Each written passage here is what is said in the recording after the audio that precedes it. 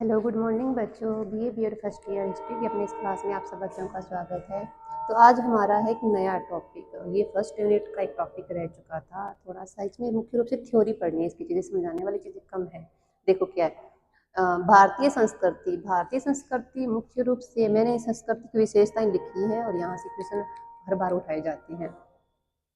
तो मुख्य रूप से जैसे भारतीय संस्कृति जो है ना, वो विविधता में एकता लिए हुई है, सहिष्णुता की नीति उसमें है। और जैसे कि वसुधैव कुटुंबकम की विचारधारा पे चलती है, ग्रहणशीलता उसके अंदर है। तो हम इन चीज़ों को थोड़ा सा एक थ्योरी वाइज इनकी व्याख्या पढ़ेंगे, जैसे कि इन शब्दों के अर्थ क्या होते हैं। जैसे कि एक जो मध्य प्रदेश में एक जगह है भीमबेटका नाम की। मध्य प्रदेश में एक जगह कौन सी है? भीमबेटका। तो वहाँ से कुछ शैल चित्र मिले हैं। भीमबेटका की गुफाओं से कुछ शैल चित्र मिले हैं।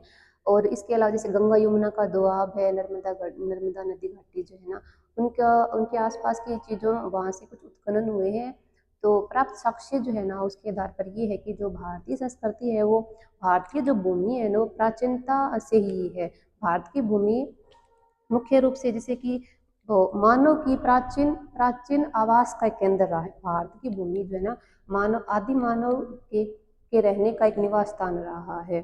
जैसे कि हम अगर सिंधु सभ्यता की चीज़ों को उठाएं, तो जो सिंधु सभ्यता है, सिंधु घाटी सभ्यता, जैसे कि आज से लगभग हजारों वर्ष पहले की वो सभ्यता है, 2000 लगभग समथिंग। तो उस टाइम की जब हम व्यवस्था को पढ़े, उस टाइम के समाज को, धार्मिक व्यवस्था को, उधर की, तो वो चीज़ें आज भी विद्यमान है। जैसे मैंने इनकी विशेषताओं में पहली चीज़ लिखी है प्राचीनता, कि भारतीय संस्कृति अपने आप में प्राचीनता को लिए हुए है। सिंधु सभ्यता में मुख्य रूप से जैसे कि उस समय का जो समाज था, वो संयुक्त परिवार प्रधान था, जॉइंट फैमिली थी उस टाइम की। पुरुष प्रधान तो नहीं कह सकते, परंतु मातृस्थात्मक समाज था वो। आज भी जो है ना, पितृस्थात्मक समाज के साथ मातृस्थात्मक समाज इसलिए है क्योंकि आज पुरुषों के समान जो है ना, महिला को प्रायोरिटी दी जाती है। डिसीजन मेकिंग में महिला की भी भागीदारी जो है ना, बराबर है कहीं कहीं जगहों पर।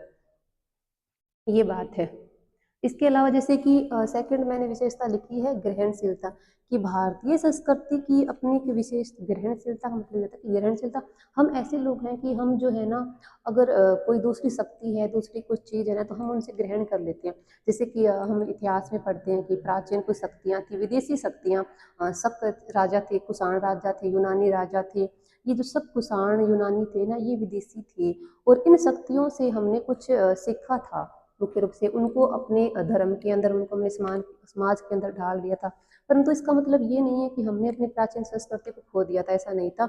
हम एक प्रकार से ग्रहणशीलता के नियम को अपनाते हैं, हम चीज़ों को, नई नई चीज़ों को ग्रहण कर लेते हैं। परंतु हमारी संस्कृति, प्राचीन संस्कृति जो है ना, हम उसको बरकरार रखते ही हैं। ये चीज़ें हैं। और इसके बाद में निरंतरता का मतलब ये होता है कि हमारे अंदर निरंतरता बनी हुई। जैसे कि निरंतरता का मतलब ये है कि थोड़ा सा देखो कि सिंधु घाटी सभ्यता में क्या है कि जैसे देवी देवताओं की, वृक्षों की, पेड़ पौधों की जो पूजा की जाती थी, उस टाइम में मात्र देवी की पूजा होती थी। और उस टाइम का जो एक पाशुपति शिव था, जैसे कि मैंने बताया था हड़प्पा, सॉरी, मोहनजोदड़ो जो है ना, वहाँ पे मिला है पाशुपति शिव की एक मूर्ति मिली है। उस पे उसके आसपास जो है ना, वो चित्रांगन है ना, उससे ये पता चलता है कि पेड़ पौधों का भी अंकन है, वृक्षों का भी है। और उस चीज को देख, उस अंकन को देख कर जो है ना, एक इतिहासकार थे जॉन मार्शल नाम की, उन्होंने ये कहा था कि ये जो मूर्ति है वो आद्य शिव की है। आद्य शिव का मतलब ये होता है कि शिव भगवान की मूर्ति है। तो उस टाइम से हम शिव भगवान को अपना आराध्य देव मानते हैं। और आज भी वर्तमान में जो है ना, भगवान शिव जो है ना, उसकी आराधना, उसके भक्तों की संख्या कम नहीं है, ऊपर बढ़ती जा रही है। तो हमारी जो धार्मिक प्रवृत्ति उस टाइम की थी ना, सिंधु सभ्यता के समय से ही जो है ना, वो आज भी विद्यमान है। हम अपनी संस्कृति को आज भी बरकरार रखे हुए हैं। हमारे अंदर निरंतरता बनी चलती आ रही है। एक समय के लिए धराशायी हो सकती चीजें, परंतु खत्म नहीं होती है। जैसे कि अगर एक बात मैं बताऊं, जैसे कि हम छठी शताब्दी ईसा पूर्व का समय देखो। छठी शताब्दी ईसा पूर्व का समय कैसा है?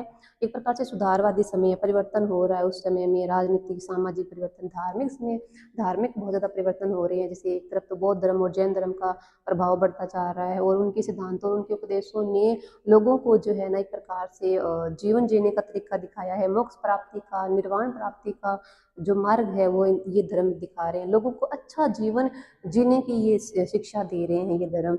और आज भी वर्तमान में भी जो है ना ये धर्म विद्यमान है, उस बौद्ध धर्म और जैन धर्म की तरह मनुष्य को शांति और संतुष्टि जो मिल मिल कैसे मिलनी चाहिए उसका मार्ग जो है ना ये धर्म सिखाते हैं हमें। इसके अलावा जैसे कि प्राचीन सिंधु सभ्यता में क्या था ना कि सिंधु सभ्यता में हम देवी देवताओं की काफ़ी अंकन देखते हैं, काफ़ी मृत भांडों के ऊपर देवी देवताओं का, वृक्षों का, पेड़ पौधों का अंकन देखते हैं। वर्तमान समय में भी ऐसा ही है। हमारी संस्कृति आज भी बरकरार है। हमारे जैसे अलग अलग क्षेत्रों में अलग अलग क्षेत्र जो है ना अपनी अलग अलग कलाकारी के लिए प्रसिद्ध है, ये बात है। इसके अलावा जैसे कि वसुदेव कुटुंबकम एक शब्द लिखा है मैंने, ये वसुदेव कुटुंबकम का मतलब होता है कि पूरी पृथ्वी एक संसार है। पूरी पृथ्वी क्या एक संसार है। मुख्य रूप से ये जो शब्द है ना अपने भारत की उपज है, और भारत में भी जैसे कि अपने देश के प्रथम प्रधानमंत्री थे, उनका नाम था पंडित जवाहरलाल नेहरू। तो पंडित जवाहरलाल नेहरू की जो विचारधारा थी वो वसुदेव कुटुंबकम की विचारधारा पर आधारित थी। वो ये कहते थे कि पूरी पृथ्वी एक संसार है, और संसार के अंदर रहते हुए प्रत्येक व्यक्ति को जो है ना अपनी जिम्मेदारियां पूरी करनी पड़ेगी। अगर वो सुख सुविधाएं चाहता है, सुख सुविधाओं के तहत अपनी दैनिक गतिविधियों का संचालन कर रहा है ना, तो उसको अपने आसपास की चीज़ों को, आसपास के लोगों के साथ में जो है ना एकता बना के रखनी पड़ेगी, क्योंकि संसार में सभी एक दूसरे से जुड़े हुए हैं, वो दूर नहीं है एक दूसरे से। वसुदेव कुटुंबकम की विचारधारा को आगे बढ़ाया था हमारे पंडित जवाहरलाल नेहरू ने मुख्य रूप से। और उन्होंने जब भारत आज़ाद हुआ था ना, तो उन्होंने अपने भाषणों में इस शब्द का इस्तेमाल किया था। उन्होंने जब उद्देश्य प्रस्ताव पास किया, उद्देश्य प्रस्ताव प्रस्तुत किया था, तब भी उन्होंने ये शब्द का इस्तेमाल किया था। विविधता में एकता, ये मुख्य विशेषता है भाई। ये इसके कारण तो भारत जो है ना वो विश्व में अपनी झांक अलग ही झांकी, उसकी अलग ही पहचान है कि भारत में इतनी विविधताएं हैं भाई, इतनी विविधता। जैसे कि हम अगर भौगोलिक ढांचा देखें भारत का, तो उत्तर में हमारे हिमालय है और पहाड़ियों से घिरा हुआ उत्तरी हिमालय हमारा। दक्षिण में हम उपमहाद्वीप है, नदियों वाला क्षेत्र, एक तरफ हमारे हिंद सागर, एक तरफ हमारे बंगाल की खाड़ियाँ हैं। पश्चिम में हमारे रेगिस्तान है, थार रेगिस्तान राजस्थान में। पूर्व में हमारे एक प्रकार से काफ़ी पहाड़ियाँ हैं, पहाड़ है, वहाँ काफ़ी पर्वत है, नदियाँ हैं, नाले हैं, झीलें हैं, काफ़ी पूर्वी क्षेत्र जो कि मुख्य रूप से जनजातियों वाला क्षेत्र है। और मध्य भारत जो कि काफ़ी जैसे पहाड़ियाँ हैं, विंध्याचल की पहाड़ियाँ हैं, ये चीज़ें हैं। तो ये विविधताएं हैं काफ़ी। इसके अलावा जैसे कि हम देखते हैं समाज में, हम देखते हैं क्या चीज़ें हैं समाज में। जैसे कि राजस्थान का ले लो, राजस्थान में मारवाड़ी, ढूंढाड़ी, मेवाती, मारवाड़ी, ये अलग अलग भाषा, बागड़ी भाषा है, परंतु फिर भी राजस्थान में एकता लिए हुए, एक तरह से एकता लिए हुए। इसके अलावा पंजाब राज्य में पंजाबी, हरियाणा में हरियाणवी भाषी, यूपी बिहारी, बिहार में बिहारी भाषा। सब स्टेट जो है ना भारत के, उनमें अलग अलग अपनी एक भाषा है, भाषा। इसके अलावा उनका पहरान, उनके आभूषण, उनके वस्त्र वगैरह वो भी विभिन्नता लिए हुए। राजस्थानी कल्चर को देखे, राजस्थानी पहरान अलग है, राजपूती ड्रेस है, और पंजाब का पटियाला सूट है, फुलकारी दुपट्टा, मतलब अलग अलग चीज़ें हैं। हर राज्य की विविधताओं से घिरा हुआ भारत देश है, परंतु फिर भी उनमें एकता है। चलो एक बात मान लो, पूरे भारत राष्ट्र के अलग अलग राज्यों के अगर प्रतिनिधि को बुलाया जाए, मान के चलो वो अपनी अलग अलग अपनी वेशभूषा में आएंगे, अलग अपनी वेशभूषा पहन के आएंगे, अपनी चीजें तैयार होके आएंगे, परंतु उनमें एकता कैसे दिखेगी जब वो एक ही जगह पे, एक ही हॉल में आके बैठेंगे और अपनी एक राष्ट्रभाषा हिंदी में बातचीत करेंगे, क्योंकि भारत की राष्ट्रभाषा हिंदी है। तो उनसे पता चलेगा कि उनमें एकता है। वो जब मिलजुल के जो गले से मिलेंगे, बातचीत करेंगे, उनसे पता चलेगा कि वो विविधताओं में होने के बाद भी वो जो है एकता के सूत्र में बंधे हुए हैं। ये है भारतीय संस्कृति की अपनी एक पहचान। इसके अलावा जैसे कि मैंने आगे लिखा, आध्यात्मिकता और धर्मनिष्ठा की शिक्षा भारतीय संस्कृति में दी जाती है। न केवल व्यक्ति को एक प्रकार से जिंदगी में कैसे आगे बढ़ना है उसकी शिक्षा, सही गलत का उसको परिचय। इसके अलावा धार्मिक धर्मनिष्ठा की शिक्षा भी व्यक्ति को, बच्चे को दी जाती है। आध्यात्मिक शिक्षा का मतलब ये होता है कि आध्यात्मिक, अगर कोई व्यक्ति ऐसा है जो कि वैराग्यता को अपनाना चाहता है, जिसको भौतिकवादी से मन भर गया, वो भौतिकवादी जिंदगी में नहीं रहना चाहता है, तो भाई वो आध्यात्मिकता को स्वीकार करे। आध्यात्मिकता का मतलब ये होता है कि जो मोह माया से जो है ना मोह माया, उसको जिंदगी से कोई प्रेम नहीं रहा है, और जो है ना वो भर चुका है, उसका मन भर चुका है उस दुनिया से, भौतिकवादिकता की दुनिया, अंधाधुंध दुनिया है ये, जो अट्रैक्ट करती है इंसान को। जैसे हम कहीं गली से निकल जाए, मार्केट से निकल जाए, तो आपको ऐसे ऐसे मॉल दिखाई देंगे, ऐसी ऐसी वस्तुएं आपको अट्रैक्ट करेगी, जो आपको अपनी तरफ जो है ना आकर्षित करेगी, और आप मजबूर हो जाओगे उन चीज़ों को देखने के लिए, उन चीज़ों को खरीदने के लिए, उनके पास जाने के लिए। तो ये जो भौतिकवादिता की दुनिया होती है ना, ये जो कि बनाई हुई होती है एक प्रकार से, हालांकि एक लिमिट तक ही होती है, चीज़ें हमेशा के लिए नहीं होती है ये। तो इनसे जिनका मन भर गया और वो जीवन में संतुष्टि चाहते हो, जैसे ईश्वर की आराधना में लीन रहना चाहते हो, वो शिक्षा जो मिलती है ना, जैसे एक शब्द में बोलूँ, मैं सन्यासी बनना चाहता हूँ वो, तो वो आध्यात्मिकता के अंदर आती है वो चीज़ें। फिर मैंने आगे लिखा है समन्वयशीलता और एकता। समन्वय क्या होता है? समन्वयशीलता का मतलब ये होता है कि समन्वय बना के रखना, एक प्रकार से यूनिटी। एकता का मतलब यूनिटी, एकता बना के रखना। समन्वय कैसे स्थापित हो सकता है? जब वही बात, विविधता, काफी विविधताएं हैं, काफी प्रकार से भिन्न भिन्न चीजें हैं, भिन्न भिन्न लोग हैं, भिन्न भिन्न वस्तुएं, फिर भी वो समन्वय बना के रखे, एक प्रकार से लेयर बना के रखे चीजों, कमर्शियल चीजों को लेके चलते रहे। वो जो होते हैं ना गुण व्यक्तियों के अंदर, वो होता है समन्वयताशीलता। एकता, यूनिटी का हम एग्जाम्पल इस प्रकार से देख सकते हैं, जैसे कि हम प्राचीन भारत को उठाएंगे, आधुनिक मध्यकालीन भारत को उठाएंगे और आधुनिक भारत को उठाएंगे ना, तो ऐसे ऐसे समाज सुधारक हमें मिलेंगे जो हमें ये बताते हैं कि किस तरह से समाज में परिवर्तन लाना है, किस तरह से उसमें जो है ना सुधार करना है। अगर हम प्राचीन भारत को देखें तो मुख्य रूप से दो धर्मों का हम बोल सकते हैं, जिसमें बौद्ध धर्म और जिसमें जैन धर्म है। अगर हम मध्यकाल में आ जाए तो मध्यकाल में हम क्या देखेंगे कि मध्यकाल में काफी सूफी संत हुए थे, भक्ति संत, भक्ति आंदोलन चलाया गया था, जो कि हमने पढ़ा था पिछली क्लास में। भक्ति आंदोलन के तहत काफी संत, जैसे कि रामानंद जी हुए, कबीरदास, गुरु नानक और दादू दयाल, ये काफी संत हुए थे, नामदेव, ज्ञानदेव, जो भी तुकाराम, रामदास, ये लोग महाराष्ट्र में हुए थे। तो ये भक्ति आंदोलन क्या था? सुधारवादी आंदोलन था, समाज में धर्म में सुधार ही तो चाह रहा था। समाज की जो कुरीतियां थी, जिन कुरीतियों ने समाज को जकड़ा हुआ था, और समाज को क्या जकड़ा, लोगों की सोच को इतना जकड़ा हुआ था कि लोग इतनी इन मतलब एक प्रकार से संकीर्णता से बाहर ही नहीं आना चाहते थे ना, इनको खत्म करना था, समाज में सुधार करना था। तो मध्यकाल के अंदर इन संतों ने वो काम किया था। इसके अलावा अगर हम आधुनिक भारत में देखें भाई, तो आधुनिक भारत में हमें देखेंगे मुख्य रूप से, जैसे राजा राम मोहन राय सुधारक थे, काफी सामाजिक और धार्मिक सुधारक थे राजा राम मोहन राय।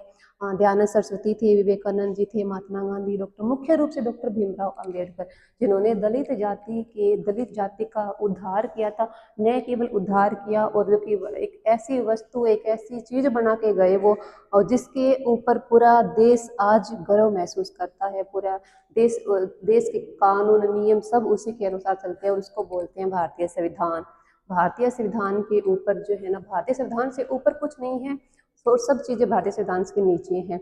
तो भाई वो जिसकी करामात है वो है डॉक्टर भीमराव अंबेडकर, जो जिनका मुख्य उद्देश्य दलित वर्ग के लिए नहीं था, बल्कि पूरे देश की जो महिलाएं, प्रत्येक वर्ण की जो महिलाएं हैं, जो कि शिक्षा से वंचित है, अपने अधिकारों से वंचित है, संपत्ति के अधिकार मुख्य रूप से उनको कोई भागीदारी नहीं है, तो एक ऐसी किताब तैयार करना डॉक्टर भीमराव का सबसे बड़ा सुधार था समाज में और धर्म में। धर्म में उन्होंने जैसे हिंदू धर्म की काफी आलोचनाएं की थी, इतनी आलोचनाएं की जैसे कि कुछ नहीं, क्योंकि हिंदू धर्म में मुख्य रूप से दलितों को वो नहीं देता, प्रायोरिटी नहीं देता, जो कि अन्य धर्म देते हैं। तो उन्होंने उस धर्म में हिंदू धर्म में काफी सुधार किए थे, कुरीतियों का विरोध किया था, ये बातें थी। ये होता है समन्वयशीलता और यूनिटी। फिर देखते हैं परिवार प्रधान समाज क्या होता है। परिवार प्रधान समाज का मतलब ये होता है कि मुख्य रूप से हम वेदों के समय से चीजों को पढ़ते हैं, वेदों काल से, सैंधव सभ्यता काल से, तो हम क्या देखते हैं कि परिवार ज्वाइंट फैमिली रही है, संयुक्त परिवार प्रधान रहा है, संयुक्त परिवार की प्रथा चलती आ रही। हालांकि वर्तमान में शहरों में अगर हम देखें तो ये जॉइंट फैमिली जो है ना विलुप्त हो चुकी है, कहीं पर हमें इसके उदाहरण नहीं मिलते हैं। परंतु अगर हम गांव में आज भी जाए ना, तो हमें जॉइंट फैमिली का उदाहरण मिलता है। और जॉइंट फैमिली जिसमें कि जिसके अंदर जो डिसीजन लिए जाते हैं, जो निर्णय लिए जाते हैं, निसंदेह वो परिवार के मुखिया के द्वारा लिए जाएंगे। और परिवार का मुखिया कौन होता है? बड़ा भाई हो सकता है, या फिर कोई पापा, घर का बड़ा जो है ना वो हो सकता है, दादाजी, ताऊ जी, या घर के बड़े जो भी है, वो डिसीजन उनका होता है। परंतु इसका मतलब आज के समय में थोड़ा परिवर्तन क्या आया है कि जो अधिकार उस समय में प्राचीन भारत में, मध्यकाल भारत में महिलाओं को नहीं थे, आज वो अधिकार है। भले ही डिसीजन जो पावर है वो एक पुरुष के पास है, परंतु महिला भी उसमें अपना जो है ना वो एक पक्ष रख सकती है। ये बात है, थोड़ी सी इक्वलिटी आ गई है, थोड़ी सी, पूरा नहीं। ये चीजें हमारी संस्कृति की पहचान है। फिर मैंने लिखा है त्योहार और उत्सव। उत्सव भाई, हमारा हिंदी कैलेंडर कब से चालू होता है? हमारा हिंदी कैलेंडर चैत्र के महीने से चालू होता है। चैत, वैशाख, जेठ, आषाढ़, सावन, भादो, ये महीने हैं हमारे, इसके यहीं से चैत के महीने से, चैत्र जो हिंदी महीना कैलेंडर, वहीं से हमारा कैलेंडर चालू होता है। हालांकि 1 जनवरी से चालू होता है, परंतु हिंदी कैलेंडर, भारतीय कैलेंडर जो है ना वो चैत के महीने से ही शुरू होना माना जाता है, परंतु हम 1 जनवरी से चालू करते हैं। देखो, मेरा कहने का मतलब ये था कि मुख्य रूप से हमारी संस्कृति की जो विशेषता है वो हमारा त्योहारों को मनाना, उत्सव को, फंक्शन, ये चीज़ें सेलिब्रेट करना, वो भी हमारी पहचान है। जैसे कि हमारे यहाँ जो त्योहार मनाए जाते हैं विश्व में बहुत हर जगह नहीं मनाए जाते हैं। जैसे कि हम चालू करें सावन के महीने से, तो सावन के महीने में भाई तीज आती है, हरियाली तीज जिसको बोलते हैं, सावन के महीने में आती है। अगर हम दूसरे अगले महीना चले भादवे के महीने में देखिए, तो भादवे की ये जो महीना उस वहाँ पे रक्षाबंधन का त्यौहार आता है, जो कि भाई बहन का त्यौहार आता है, जो कि भाई बहन का त्यौहार होता है। उसके बाद में हम जैसे सावन भादवा, असोज में छोड़ो, असोज और कार्तिक कार्तिक महीने का देखो, कार्तिक महीने में जो है ना मुख्य रूप से जो त्योहार आता है वो अपना दीपावली का त्यौहार होता है। दीपावली का त्यौहार, भाई दूज का त्यौहार और धनतेरस वगैरह, और ये चीज़ें जो है मुख्य रूप से 5 त्यौहार जो दीपावली के आसपास आते हैं वो कार्तिक के महीने में ही आते हैं। इसके अलावा जैसे कि माघ का जो महीना होता है, माघ पौष का महीना, वहाँ पे बसंत पंचमी आती है।